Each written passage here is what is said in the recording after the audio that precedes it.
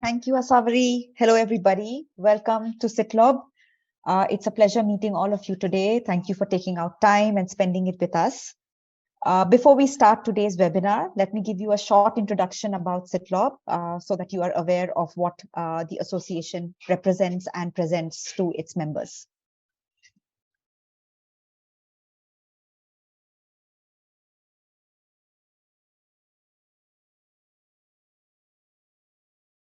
Sorry, Madhu, you're on mute. Can you hear me now? Yes. Yeah. All right. CITLoB is a professional membership association representing the interest of all its members in India and internationally. It inspires to be a leading voice for companies operating in India's language service industry. It was founded in 2020 by 6 dynamic experts who have been part of the localization industry in India and globally. And the mission was to unite language technology organizations and freelancers in India so that there's a meaningful voice, that can be heard globally. The founding company members are listed below. These are some of our founder directors, Sandeep Nulkar, Biraj, Sunil, Sudhin, Rishikesh, and Tanushri. I know most of you know them. If you don't, please look them up on LinkedIn and connect with them. There's a lot of interesting information that they always share through their LinkedIn handles. So please do connect with them. Values are important for every association that is formed with commitment, right? At CITLoB, there are a few values that we very, very keenly follow: integrity, objectivity, accountability, leadership, expertise, and commitment, right? They all come together to ensure that we perform as an association, we give back to society, and we ensure that all our members, gain from the values that we share with them. The executive board, we have vice presidents who manage each of the 4 locations in India: North, South, East, and West. Again, these are well-known people in the organization, in the association. Please reach out to them on LinkedIn if you haven't yet. Asari, of course, is our secretary. Without her, we would not be able to manage this show. And Rasika and Kalyani take care of our freelancers, who are an integral part of this industry.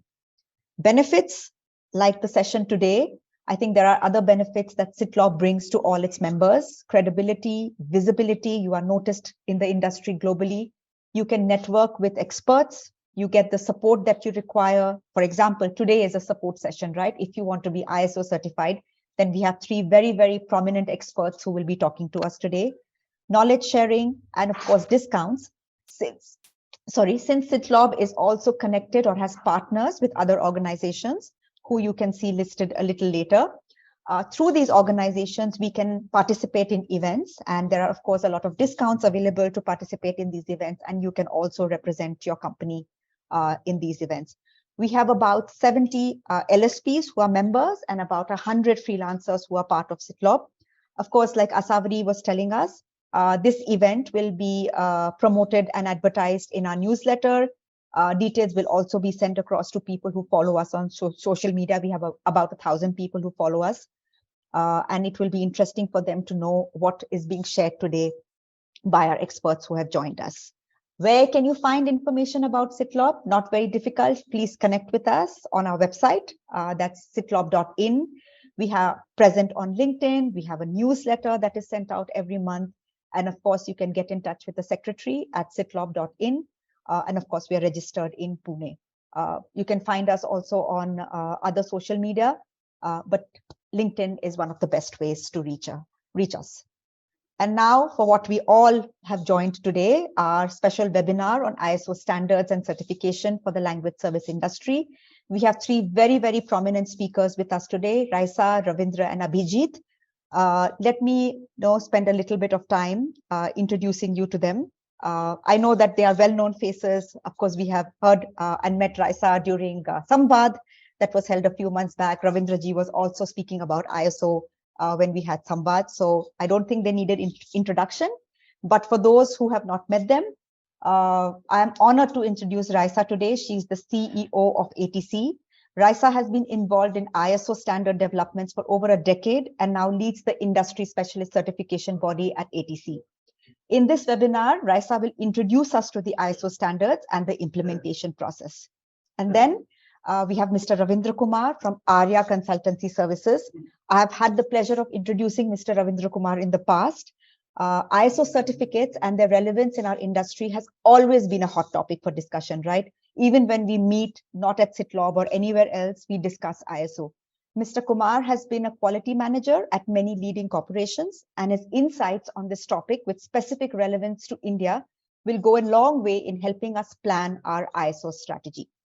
Last but not the least, Abhijit, another well-known person in the Indian translation industry. Abhijit is the head of production and localization and translation management at Braahmam International. He will share his insights from an LSP perspective. Abhijit will share how ISO impacts the daily processes and procedures and what it means to clients who strive for quality. His experience in the field of process and quality management makes him an expert in this area. So let me start by welcoming Raisa. Raisa, the floor is yours, and we are looking forward to learn a lot from you today. Thank you. Many thanks, Madhu, and lovely to be here with you. Thank you for taking the time joining us all this evening. Let me just share my screen and then we'll get started. Okay, so you should be able to see that.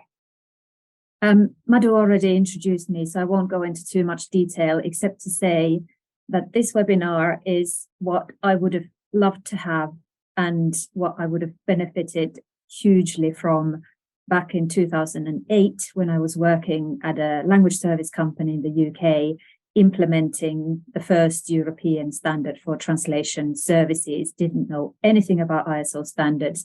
It was the first language services in industry standards. Nobody else knew anything either. So I'm coming to you with my distilled insights from the past 15 years really on working with implementing ISO standards, developing ISO standards, and also now leading an industry certification body. So first of all, I'm going to do a short introduction for you, and then we'll go to Ravindra, who is going to share his experiences from a very Indian market landscape. So looking at implementing ISO standards within the local markets. And then, of course, Abhijit will bring the concrete experiences of a CITLoB member company's ISO certification journey. And then we're going to leave lots of time at the end for Q&A and conversation. Many of you have already submitted lots of very good questions. So we're looking to have lots of time for conversation at the end of the session. So let's start with the question of what exactly are ISO standards? They are essentially international best practice standards. And they are not just meant for companies, they are applicable to any organization of any size anywhere in the world. If we think about the language services space, that means language service companies, client-side organizations, but also individual freelancers. ISO standards set out requirements for the provision of making a product, for example, or managing a process, delivering a service, or supplying materials. And of course, in our daily lives, we encounter products and processes that are ISO standard compliant every single day. If we think about plugging our phone onto to charge, we can do that because there are electrical ISO standards that govern what size a hole you need to plug it into, what kind of voltage comes through there, and so on. But in our space, we're talking typically about managing a process, whether it's translation, interpreting, or something else. And the purpose fundamentally of ISO standards is to give consumers and clients confidence that products and services are safe, reliable, and of good quality. So that's on the whole for ISO standards. And the other side of these ISO standards, which essentially are just documents outlining these best practices and requirements. The other side is certification. And what that means is that companies can demonstrate their compliance with the requirements of an ISO standard by commissioning a certification body, so an organization that is typically referred to as a certification body, to come into the company and check whether you're doing what you say that you're doing. So the certification body's auditor comes to your company, carries out an audit. So essentially they review and check and sample your processes, your workflows, your documentation against the ISO standards requirements. And that's what we mean by certification. An external third-party person or a representative of a certification body comes and checks that you're actually meeting the requirements, following the ISO standards, best practices, and doing what you say you're doing. I think somebody has got their microphone on. If we can, Asha and Swati, if you could check to mute your microphones, please. Great, thank you. Okay. And at the end of this certification cycle, the certification body essentially awards the company a certificate of compliance. So that's what we mean by certification to an ISO standard. Some of you already before this webinar submitted a question of what are the benefits of ISO certification? Well, essentially, there are two main tangible benefits. We can distill that into two main benefits. Sales and marketing is one of them, for sure, because ISO certification promotes your company's commitment to international best practice standards. And it gives your clients, again, this confidence on the quality and reliability of your services, which essentially helps you perhaps to gain a competitive advantage compared to your competitors in the local or international markets. And through this way, it can increase your sales and your revenue. But that is not the only benefit of implementing ISO standards or being certified, because the whole purpose of ISO standards is to distill industry sector best practice and really think about what will add value to your operations. So the other side of the benefits is very much this operational efficiency. So ISO standards allow you to take a look and review your internal operations against international best practice standards. They let you, through that, increase your operational efficiency and save on cost, perhaps, and certainly to improve on quality and customer satisfaction. They're also designed to improve your business resilience and prepare for disruptions, because they have thought through the processes and also the element of risk analysis and risk mitigation, which is there in all of these different ISO standards that we're looking at in the language services space. And critically also to continually improve your services, which is another key element of ISO standards. So that's on the background of what ISO standards are and what value and what benefits they can bring to you. One question that I always get when I start talking about ISO standards and implementing standards, being certified and so on, is what does it actually require from me, from my companies? What is the process? How long does it take? And of course, how much it costs.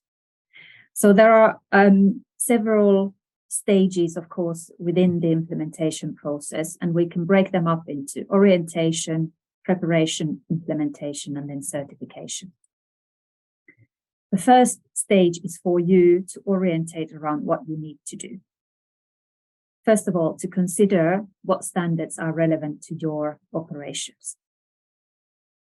That depends on your business, on your clients, on your role within the industry and the types of services that you provide. Quality management is, of course, one of the standards, ISO 9001, that many language service companies have implemented. We have specialist translation services standards. ISO 17100 for translation services is one of the first translation standards or language services standards that emerged through the ISO. Since then, we've had others. We've got 18587 for machine translation post-editing. We have a new legal translation standard and so on. We also now have a suite of interpreting services standards. So if you provide interpreting services, you might be interested in 18841 interpreting services. We've got healthcare interpreting services standard, which is a substandard. We've got a totally new, recently published conference interpreting standard. We're looking at getting an updated version of community interpreting services standard and so on. But language service companies are increasingly also looking at implementing standards for information security management, which is one of Ravindra's specialist areas. But then also looking at other standards like business continuity standard is something that many clients now know about because we've had these huge business disruptions in the form of the COVID pandemic. So if you want to know what standards there are, typically in the language services space, one of the locations that you can read more about them is ATC Certification's ISO standards page. We also have information there on upcoming and under development ISO standards so that you can keep track of what's actually behind the corner, what's being developed at the moment. And then, of course, you need to get the standards that you're interested in, i.e. buy them and read the full content so that you know what the standard includes. So you can buy those online at the ISO store. You can buy them from your National Standards Authority at the ATC, because we're part of a network that builds these standards. Our members get access through the ATC's ISO library. The second step then is preparation. So reviewing the standards requirements in detail. What requirements for the processes and documentation detailed in the standard are mandatory? These are indicated with shall in the standard. What requirements are recommendations or possibilities? And these are indicated with should and can and may. Essentially, whenever a standard says the TSP translation services provider shall do something, shall ensure, shall put in place documentation, you must do that. And then whenever the standard says should, can, and may, it's up to you whether you do it or not. But it's best practice recommendations.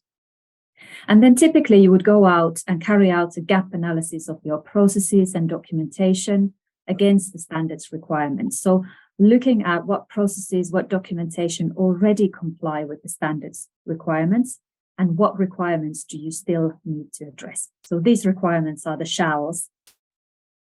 The standard requires you must do this. What do you already do? What documentation do you already have? And what do you still need to put in place? And this is all of the work that you need to do in the preparation stage before you can go and start getting certified. And the time that it will take you to do this and go through this preparation process is, like we say, how long is a piece of string? It is as long, as demanding, as onerous as your operations. So I've seen companies ramp up to certification in a couple of months, and others, it takes 6 months to a year. And it, of course, depends on the standard as well. I mean, something that we often find is that for 7100 translation services, language service companies typically are, well on their way. So there are very few gaps there to address. And then we come to the implementation. So you implement the missing processes and documentation within your company. And yes, this may take 3 to 6 months, up to 12 months, depending on your commitment, other resources that you need to put in place.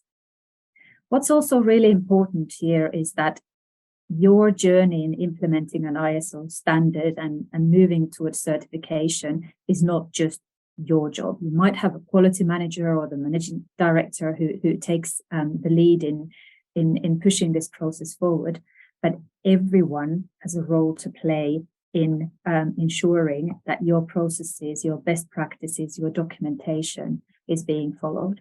So you also need to ensure that everyone in the company is aware of their role and their responsibilities and understands what the ISO standards requirements mean in their everyday lives. But once you've done all of this, then you're ready for certification. And there are many certification bodies around the world. We have set up under the ATC, the UK's National Association, a certification body called ATC Certification.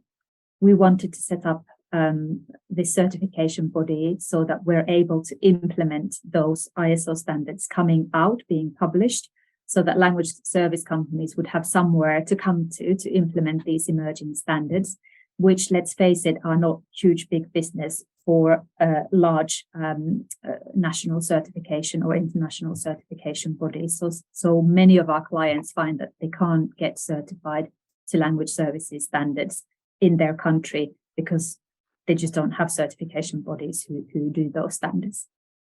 That was one of our driving forces. And the other leading light in us setting up this certification body was that we wanted to offer a service where our auditors actually understand what the language services business is about and are able to add value rather than nitpick things that really aren't relevant. So we're happy to help, but there are many others as well that you can approach.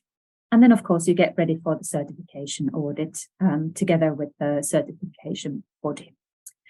These are our steps for certification. And I'm going to leave this on whilst we ask Ravindra for his experiences. But essentially, the way that certification works with ATC certification is that, first of all, you get a free consultancy call with our auditor. You get a tailored certification quote. We provide a self-assessment form so you can double check that you're not missing anything. And then we do the audit process in 2 stages. First stage audit looks at your documentation. And then the second stage audit sees the auditor come into your company. And when I say coming, I mean remotely, because most of our audits are carried out fully remotely these days. And typically with all certification bodies, the certification runs on a 3-year cycle. So this is the sample certification audit, year 1. Year 2 and year 3, you would have an annual certification where the auditor comes back to you to make sure that you're still doing what you say that you're doing. You're still in compliance with the certification requirements.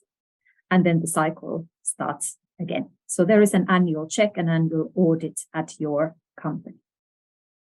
Those are the typical steps with all certification bodies. Many language service companies choose to have external help when they're implementing ISO standards. That depends a little bit on the company, on their operations, on their size, but also the standards that they're implementing. So many of our clients come to us having worked with an industry consultant. ATC certification doesn't provide consultancy, so we cannot come to you and tell you how to implement the standard. That would be a conflict of interest for us. But we maintain a list of consultants who understand what the language services business is about, who you can rely on. We've got a really great, experienced consultant, ISO quality management consultant with us today, who's worked with language service companies in the Indian space. Ravindra, I'll leave the floor to you to talk a little bit about your experiences on ISO standards implementation, the Indian landscape, language service companies coming into this space. Thanks, Raisa. And also thanks to CITLoB for giving me this opportunity to talk on ISO today. So I have around 30 years of experience in ISO implementation.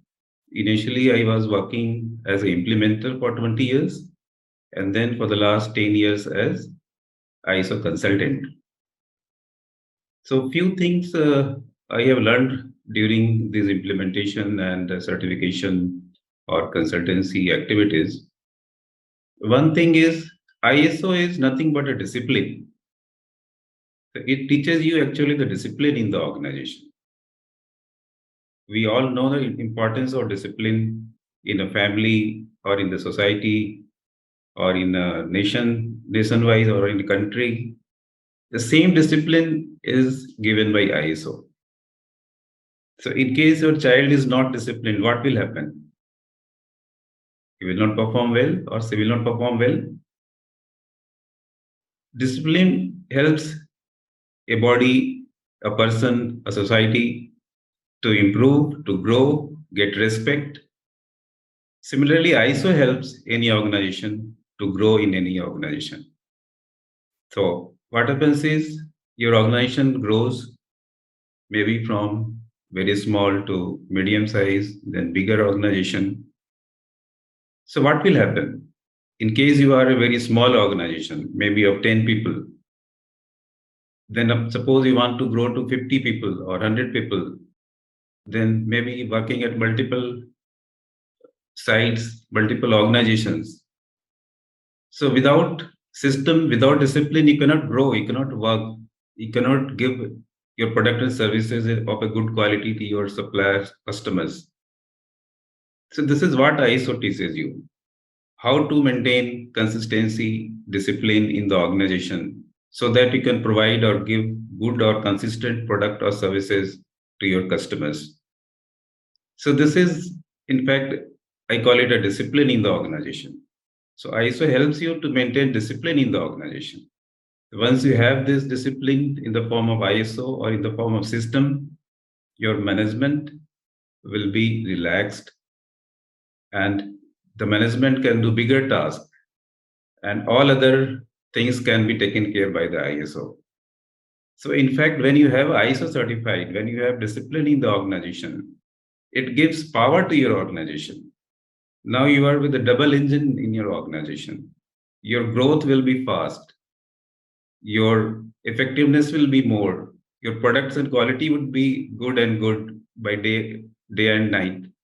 So continually you will improve as an organization, as a product or as a services. So this is one of the important thing I've learned is ISO teaches you the discipline. And if you maintain discipline, your organization can grow in a fast manner. Second thing is ISO teaches you, or ISO is something like a dashboard. We have a dashboard in our car. If we don't have dashboard, what will happen? Can we drive a car without a dashboard? It would be very, very difficult, extremely difficult. Similarly, ISO gives a dashboard for your organization. Means how your particular activities would be performing. So that you can monitor through the dashboard. You can make dashboard for HR, for IT, for production, for all support functions, all production functions. And the management can monitor the performance of the organization through the dashboard. And once we have the dashboard, the management can see to reviews and the task of management would be easier. That the management can only review the process of the organization and other things will be taken automatically by the ISO standards if we have ISO certified.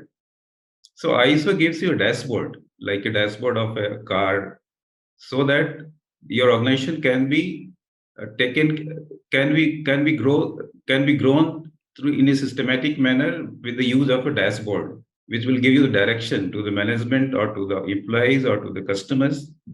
So this way, this gives adds power to the organization.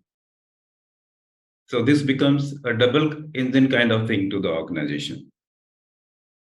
So it is important when you want to grow from small to big, ISO will give you a discipline, ISO will give you a dashboard and many more. So these are a couple of things which are very important, which I have learned. So that I have communicated.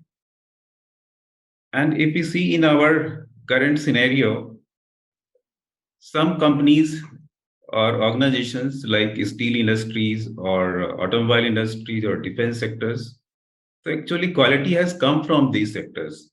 So these companies or these sectors has already been running before ISO came into picture. But companies who are new, like translation industries or language industries, their people are not much aware about ISO. They don't know how is the ISO, how ISO will impact their organization, how it will help them growing their business or product or services. So this is one of the challenges I see. So it is time that people in translation industry or language industry improve, know about ISO and implement them and grow. ISO will help them to grow in a business, in the product, in the quality, or whatever way it is there.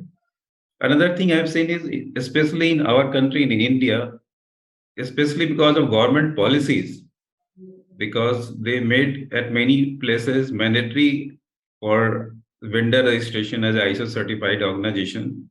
So a lots of companies are not actually implementing ISO. They are just purchasing certificates with some 5,000 or 10,000 rupees. So actually they are not getting the benefit of ISO. They are just purchasing the certificates from some certification or malfunctioning organizations.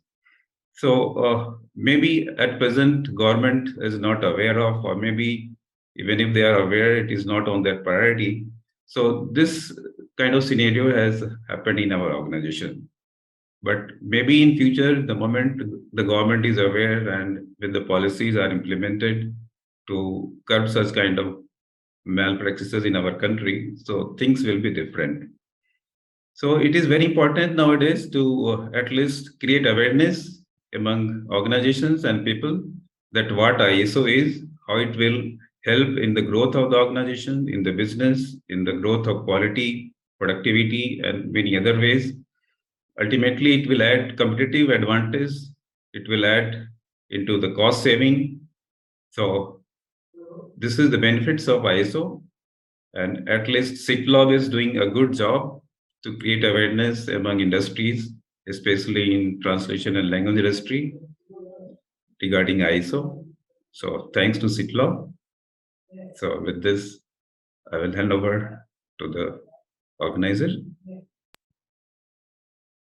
Great, thank you, Ravindra. That was a great, fantastic pitch on why should you look at ISO standards with somebody from 30 years of experience. We'll give the floor next to Abhijit from Braahmam, who has implemented 17100 in the organization and has just gained recertification. So over to you, Abhijit, and I'll stop my share so that you can do yours. Yeah, thank you, Raisa. So I'll just share my screen.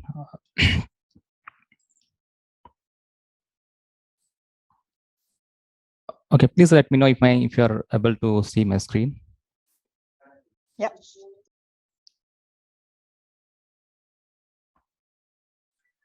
Okay. So thank you, Raisa, and thanks to CITLoB for giving us this opportunity to share our experience on our ISO 17100 certification. So if you talk about our ISO journey, so our ISO 17100, which is for the language service industries, it started in 2019. And prior to that, we were already an ISO certified company, but that was for a different standard. So we are a ISO 9001 certified company. So when after our ISO 9001 was expired, so then we thought of going for a standard that belongs to our industry. Like Ravindra said, that it is very much important that we actually imbibe the standard or the best practices that ISO standard suggests. So we decided to go for a standard that actually helps us to strengthen our processes further and provide and improve the service experience of our customer. Then we decided that we should go for ISO 17100.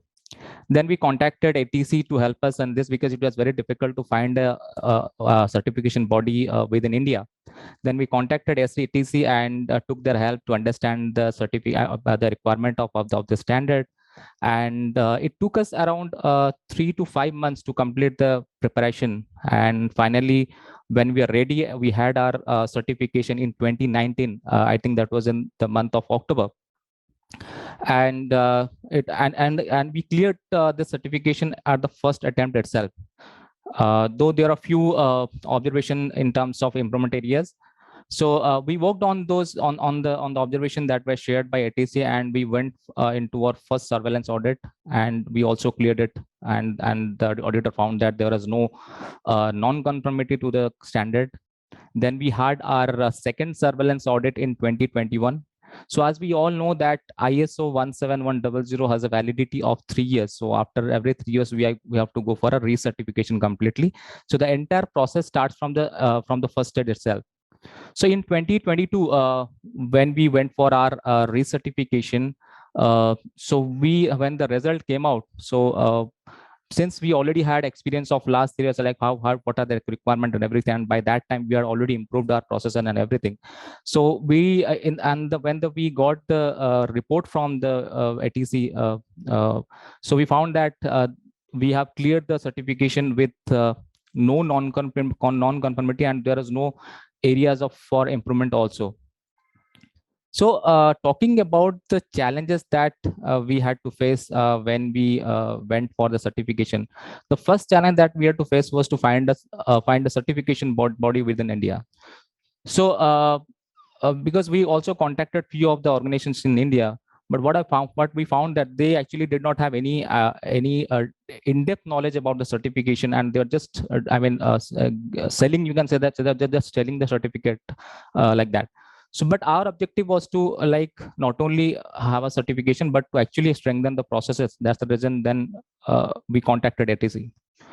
Then another challenge was for us that since we were already a ISO 9001 certified company, to understand and the requirement of this new standard and accordingly prepare ourselves. So that was one challenge that we also had to face.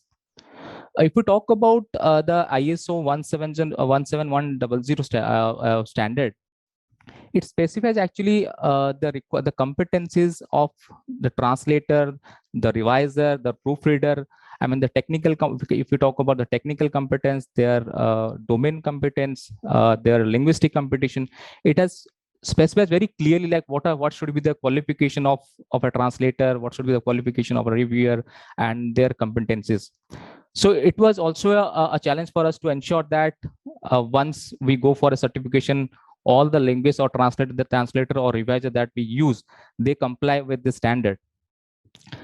ISO 17100 standard also specifies the qualification or competence of project managers. So we had to ensure that our project managers who are handling projects, they are complying to the standard, and they know what is the requirement that we have to meet in the standard. And another challenge that we had to face, like ISO 17100 standard, it specifies, I know there are a few pre-production and production and post-production processes, starting from the stage of receiving an inquiry from a customer, and then giving a quotation, then having a contract signed with them and everything. And in the production process, if you talk about, selecting a translator, selecting a reviser, managing the files and everything. So it actually explicitly explains everything. So that was a challenge that we, to ensure that we meet each of these processes that are mentioned in pre-production, production and post-production processes. And another challenge was to comply with the terminology, because ISO it has a definition for each of the terminology that we use.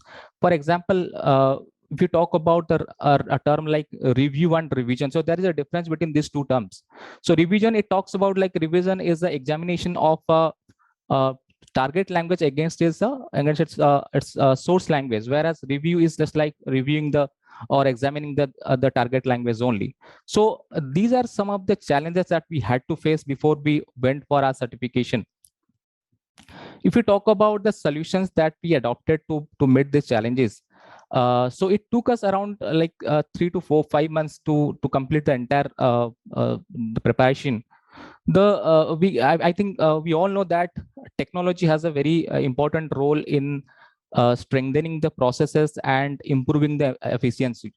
So much before we went for the certification of ISO, we had already introduced Plunet as our project management tool.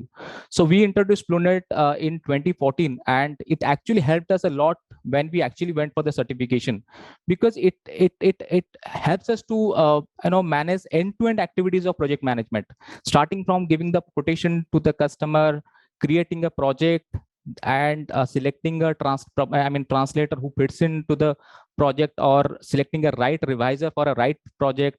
Even if you talk about the expertise of each of the linguists that we use, everything is actually managed within a single platform, that is Plunet. So it actually helped us a lot when we went for the certification.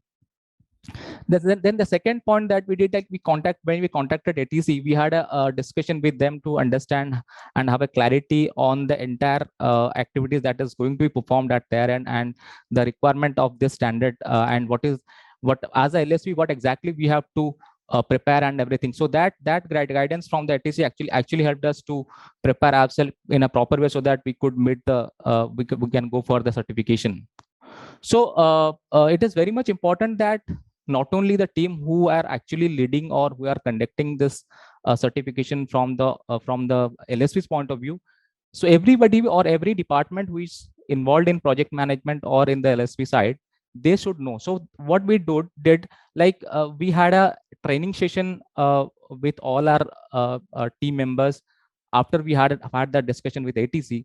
Once we had a clarity on the entire processes, we arranged a training for all the departments, so that they can have an understanding like what exactly this standard says, and what is the requirement of the standard, and how each of those department or each of those team members can contribute to this certification. And once the training is done, then we started working on the processes. We are actually you can say that we are process driven company, so we focus more on processes. We had already built processes for each of our activities that we perform, even much before we started our preparation for this certification. So we already had built in so many processes which we used to follow for our project management. So we just had to relook those processes, like if there is anything that we need to make or update in the processes, just to ensure that they are aligning with the ISO requirement, ISO 17100 requirement. So we did that activity from our end to make those changes in the processes, or if required, few new processes were created from our end. Then a very important activity is to like clean up the linguist database, because ISO specifies very clear requirement in terms of the competences and qualification of linguists. So while we already had Plunet, and we already had visibility in terms of qualification, and we used to already capture the qualification, the expertise, the domain expertise, and everything in Plunet. So after that, we just had to make a small cleanup activity, and we just had to remove few linguists who were not complying with the ISO requirement. So that activity was performed from our end. Then when we onboard any kind of translator or reviewer, we have our own evaluation process or assessment process, so that we ensure that that process is aligned to the requirement of ISO standard. Then we made few changes in that, and we ensure that whosoever is getting onboarded from our end, like any translator, any proofreader or reviser, we ensured that they meet the requirement of the standard. And finally, so this audit, or before we go for the certification audit, we actually, as a regular practice, what we do, we have regular internal audits within the organization. So we have periodical audits, not just for the sake of this ISO certification, but as a general practice, we do that. That actually helped us, because we just took around 3 to 4 months to complete this entire activity before we actually go for the final certification. So we perform this activity just to ensure that whatever processes that we have designed, or whatever processes that we have laid down, they're actually followed by each of the team members or by each of the functions that we have. So these are some of the activities that actually helped us to go for the final certification. And if you talk about after certification, we got certified in 2019. If we actually map the efficacy of the certification, we launched our net promoter score, or NPS, in 2021. So that is actually a survey to understand the health of our customer, or to understand the satisfaction level of our customer. So I'm very happy to announce that in our first survey, the score that was received from our customers was very encouraging when we received that score in 2021. So it was almost at 80 because 80 NPS is considered as a world-class NPS that we all know. So if you talk about from efficacy point of view, yes, that we could see that after getting the certification, there is an impact on the customer side also, and we can see that there is a positive impact and customers health. We can see that there was an improvement in the health of the customer through whatever response that we received through that survey. So that's what I think I had to share today. And if you have any question on anything for me, you may please ask. Fabulous. Thank you, Abhijit. That's a really great journey that you've been on for a number of years, and you can clearly see the returns on your investment in implementing the standard and getting certified.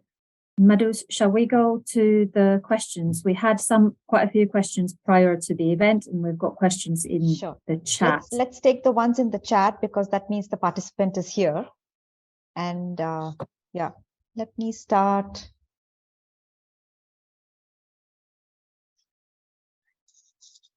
Okay, from Ramdasi, is the ISO 17100 certification costing based on the number of languages? No. You can do one language, you can do 300 languages. That's not a basis for the cost, or doesn't change your implementation otherwise of the standard. The next question is by Anuj. I think Abhijit already answered it while he was talking through his presentation. Does the certification have to be renewed every 3 years? Yes. So formally, when you get certified, you get a certificate that says this certificate is valid for 3 years, but you still need to make sure that you have your annual audits. If you don't do your annual audits, your certification will lapse. So it's easier to think about it as an annual process. You get checked up on your operations every year. Vinod wants to know, what is the kind of cost an ISO certification will have? ISO certification cost will be quoted to you by your certification body.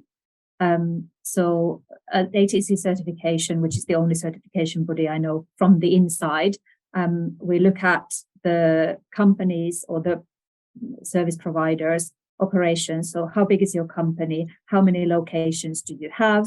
What are your operations? And then we give you a tailored cost based on the number of audit dates that the auditor needs to have to ensure that they can sample and check all of your operations. So if you're interested, go and contact a couple of certification bodies like Abhijit and Braahmam did when you first started on this journey. They will give you the costings tailored for your company's operations and size. Just the core team has to be certified, or is it our freelancers too? If we here talk about 17100, for example, translation services, it's a service standard. So your team is not certified, your freelancers are not certified. It is the service that you provide that has to meet the requirements of the standard. In terms of 17100, for example, that means that all of the translators that you use for ISO certified work, translation work, need to comply with the requirements of the standard. Whether they're in-house translators or freelancers, they need to meet the qualification and competence requirements. So in that respect, it covers all of your freelancers as well. They are not certified. Your process, your service is the certified element. Okay. There are a few certification bodies which offer unaccredited certificates for 17,100. Is it okay to go with them? Yeah. So that's a very good question, and that's something that you can think about from your operations point of view. Accreditation in this space means that an external accreditation body, typically a national accreditation body, has audited and accredited the certification body. ATC certification is not accredited by the UK's national body, UCAS. There's one simple reason for that.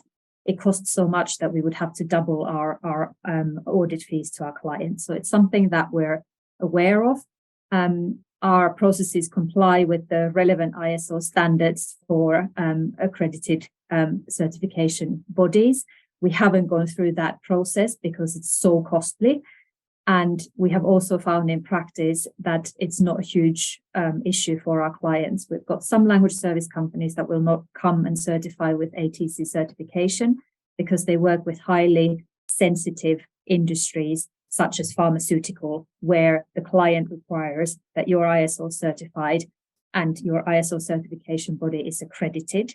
So it's up to you to understand what your client's requirements are in this space.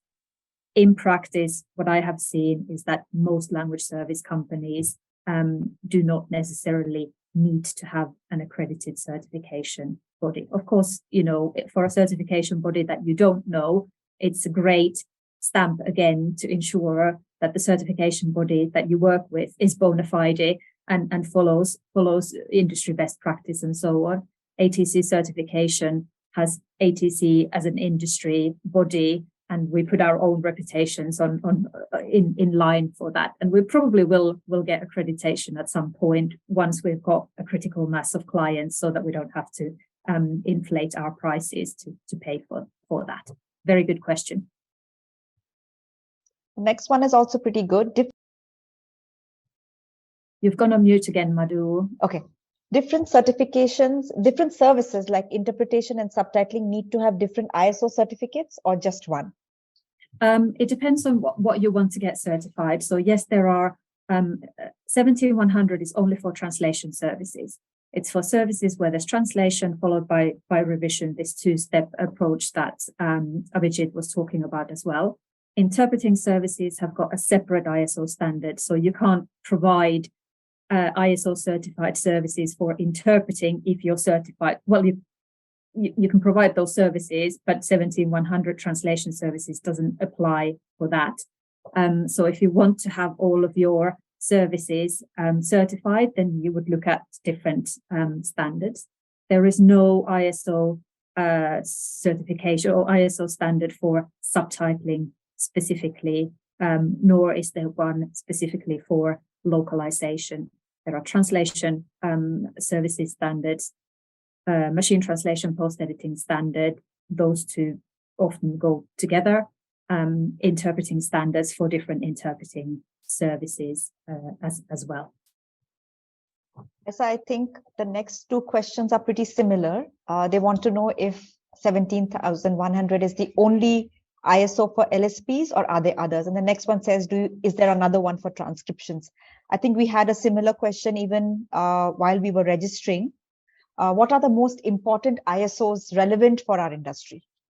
For the industry, I would say 17100 for translation services, 18841 for interpreting services, and then ISO 9001, which is the non-language services general quality management standard.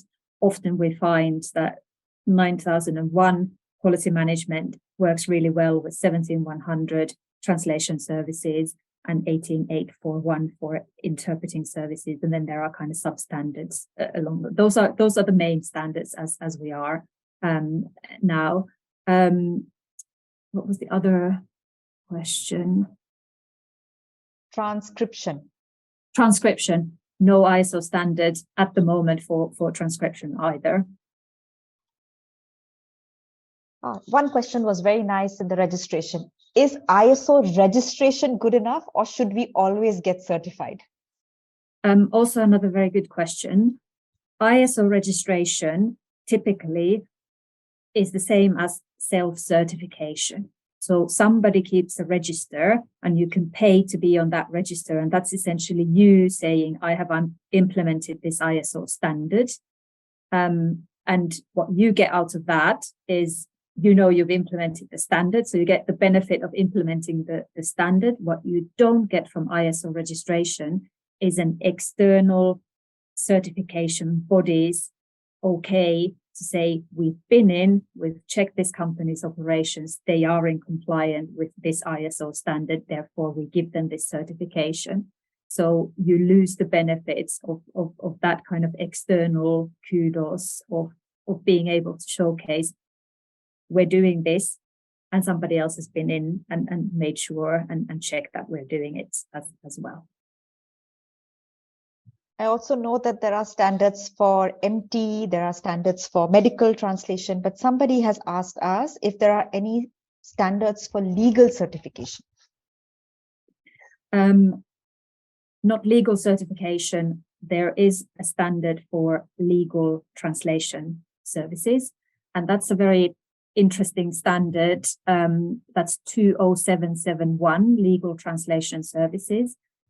That standard is aimed at individual legal translators. So that's the way that it's been designed. So it's slightly differently set up from 17100. What we have done at ATC Certification is to create a pathway for language service companies to implement that standard so that the language service company takes on some of the requirements and individual professional legal translators fulfill some of the requirements. And together, we've created a mechanism where the company pays, but it's the individual legal translators who are certified. So we're able to offer that to companies. We've had one UK company do that, for example, where they've got their in-house legal translators are also certified to that standard, but that's slightly differently put out standards than the translation services standard. Devaki, you can go next. You can unmute and go next. Thank you. Hi, Raisa, and thank you, CITLoB, for having this wonderful presentation today. I am aware about 17,100 and its terminology, and I specifically want to ask about revision and review. So most projects in India, at least, do not need revision, or the clients are not ready to pay for it.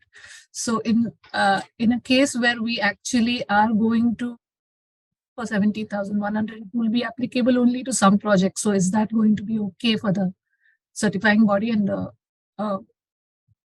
projects? Yeah, fantastic. Really, really good question, Devaki. And this is one question that we always get on these standards. So essentially, you don't always have to offer the one service that you're certified under, because we've all of us, every single language service company offers not just translation plus revision, but lots of other things as well. Translation only, revision only, some other transcription, other language services as well that are out of scope of 17100. The one thing that you can't do is sell your services as 17100 compliant certified services if you don't offer translation and revision. You can offer translation only as much as you'd like, as long as your client knows what they're buying, so that you're not going out of your way to kind of deceive your client to say everything we do is certified, because it isn't. But otherwise, it's not a problem for your company to offer whatever service you like, as long as it's clear to the client what they're buying, and as long as you only sell translation plus revision in scope services under 17100.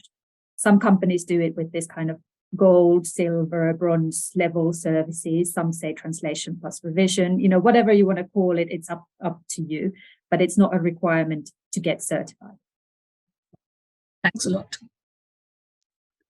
Does an LSP become equivalent to sworn translation after getting 17,100? Sworn translation, I'm not entirely sure what the requirements legal are in India. It's different in every single country. 17100 is an ISO certification. To my knowledge, it's not the equivalent of sworn or state authorized in any country, but I don't know what the otherwise requirements are for sworn translation in India. It's the same. It's not equivalent. So you need a separate state authorized certification for that.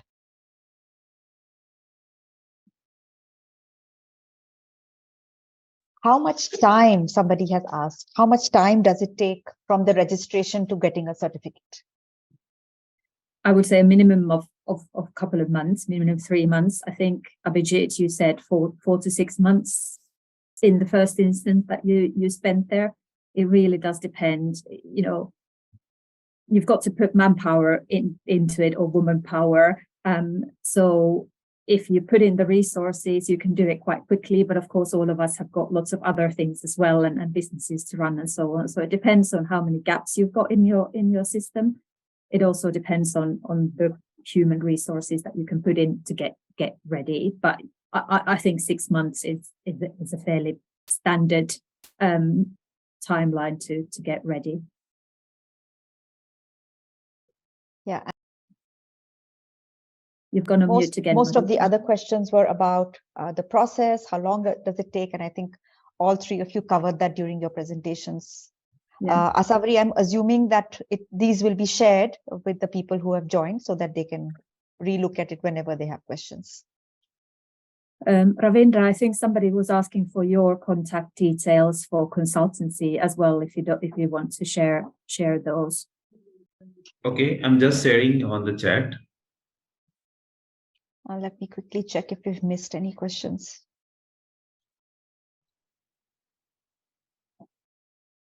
Somebody had asked about the tool that Abhijit mentioned. He had mentioned Plunet. I've typed it out.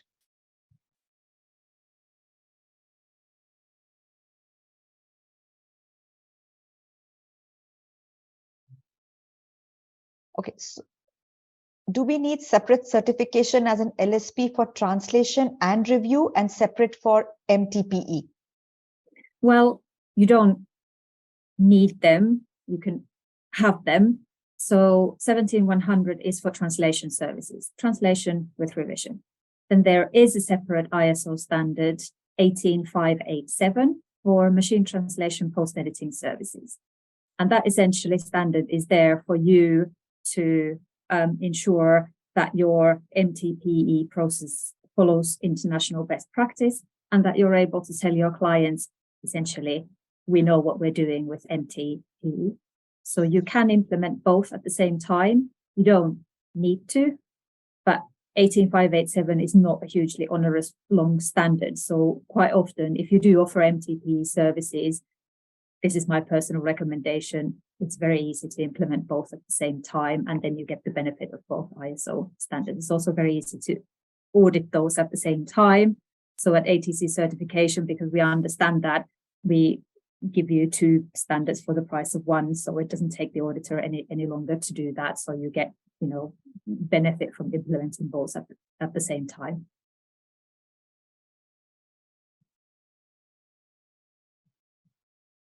Yeah, I think those were the questions we had. Fabulous. So if ISO 17100 translation services is standard that many of you are thinking about and so on, it's got a couple of things that, require a little bit of thought, like Abhijit already mentioned. Translator qualifications and competencies is the one thing there that is a little bit tricky. So if you want, I'd be very happy to do a separate session on 17100 plus the MTP standard, perhaps separately or together, to look at the requirements in those standards and kind of ideas for implementing or looking at those requirements. Very happy to do a follow-on webinar on that. Thank you, Raisa. Thank you, Ravindra and Abhijit, for sharing all your expert knowledge here today. I think we are going back enriched. Those who don't have ISOs are definitely contemplating how to get it done, and they will reach out to you. Thank you very much for the participants for joining us today and for your questions. A lot of you did spend a lot of time sending those questions to us in advance, and those who asked them on call. It was very interesting from a knowledge perspective to hear more. Have a nice weekend and hoping to see you all soon in the next session. Great. Thank you. Thank you. Have a lovely Bye-bye. weekend. Thank you. Bye.